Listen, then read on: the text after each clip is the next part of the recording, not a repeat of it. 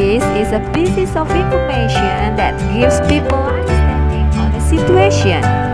Jadi, notice itu adalah sebuah teks fungsional yang berisi sebuah informasi singkat dan sederhana, bisa dalam bentuk tulisan atau simbol yang membuat orang mengerti akan situasi tertentu.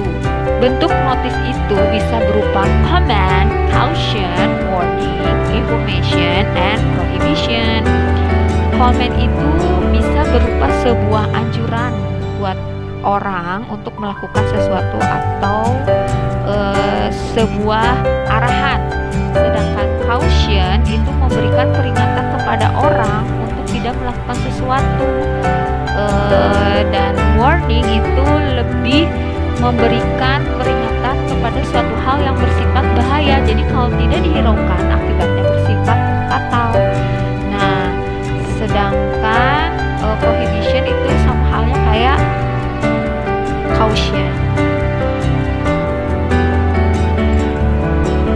Nah, sekarang kita lihat social function dari notice. Yang pertama as a comment, as information, and as prohibition. Jadi tadi udah jelasin ya perbedaan ketiganya. Nah, sekarang notice ini banyak digunakan loh pada saat musim-musim corona seperti ini. Kalian banyak perhatikan deh. Coba lihat ada stay at home, practice social distancing, use mask, wash your hands. Itu adalah contoh dari penggunaan notice. Next, language features. Nah, kita lihat tata bahasa yang digunakan dalam teks notice. Yang pertama adalah use positive imperatives. Contohnya seperti keep the door closed. Kemudian yang kedua adalah use negative imperative. Contohnya don't be noisy. Yang ketiga adalah use gerund. Kalau yang positif contohnya seperti listening the music. Kalau yang negatif contohnya no littering. Pay attention to the example of notice.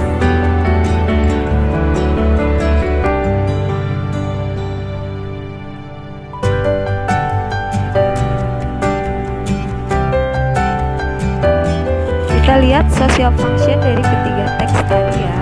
Yang teks pertama social functionnya adalah meminta orang-orang tidak berbicara. Yang teks kedua social functionnya adalah melarang orang untuk merokok di area tersebut. Sedangkan untuk teks yang ketiga social functionnya adalah melarang orang-orang untuk berdekatan secara fisik. Jadi gak boleh deket-deket, jaga jarak kalau sekarang ya. Oke, next kita lihat kata bahasa yang ada dalam teks pertama. Di sini menggunakan positive imperatif. Terlihat dari kata kerja pertama yang diletakkan di awal ya. Quiet please, silent please. Yang kedua menggunakan negatif imperatif. Cirinya ada menggunakan kata don't diikuti full satu smoke. Sedangkan untuk teks yang ketiga menggunakan positif imperatif. Contohnya di sini ada practice, itu ada verb 1.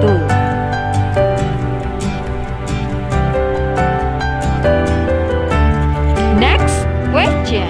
Okay, number 1. Please do not feed animals. You see the bulb sign, but you feel pity for the animal. What would you do? Oke, cari jawaban yang tepat. Sudah dapat jawabannya?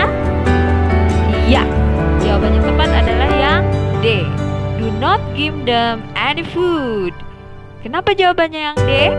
Karena sudah jelas dalam notis tertera kita tidak boleh memberi makan pada hewan.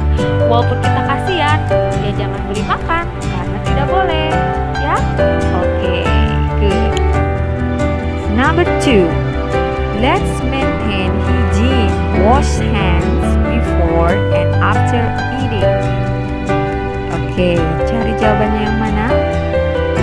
Ya, jawabannya adalah yang C.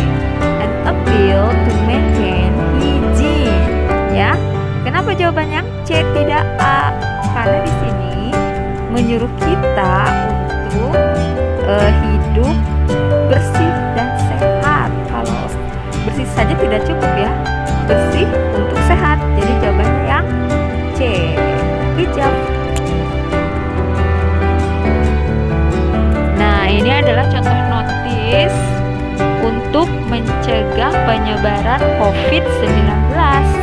Kalian cari social functionnya, kemudian perhatikan language features-nya, kemudian terapkan dalam kehidupan sehari-hari ya, untuk memutus penyebaran COVID-19.